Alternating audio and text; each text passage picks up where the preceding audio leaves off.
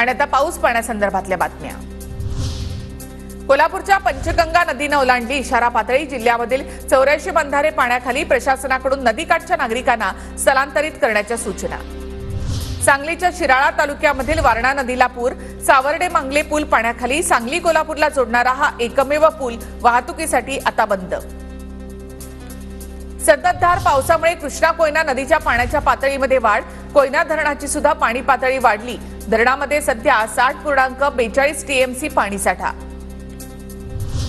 पालघर जिल्ह्यामध्ये पावसाची दमदार हजेरी। 24 तासामध्ये जिल्ह्यात 367 मिलीमीटर पाऊस, तर कोकण विभागामध्ये 628 मिलीमीटर पावसाची नोंद। रायगडच्या नागोठणे येथील अंबा नदीच्या पाण्याच्या पातळीमध्ये वाढ। मुसळधार पावसामुळे नदीच्या पाण्याच्या पातळीमध्ये वाढ। पंचगंगा नदीजवळील शिवाजी पूल ते गंगावेशकडे जाणारा रस्ता वाहतुकीसाठी बंद केला।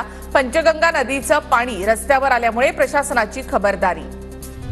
सांगली जिल्ह्यामधील वारणा आणि कृष्णा नदीच्या पाण्याच्या पातळीमध्ये वाढ। औदुंबरमधील दत्त मंदिरामध्ये जाण्यास बंदी। नागरिकांना सतर्कतेचा इशारा।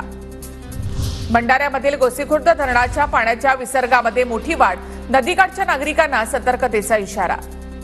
चंद्रपूरमध्ये अजूनही पूरस्थिती कायम। उमा नदीच्या पुरामुळे शेतीचं मोठं नुकसान। तेजस चौखुंडे नावाच्या युवकाने ड्रोनद्वारे टिपली पुराची दृश्य।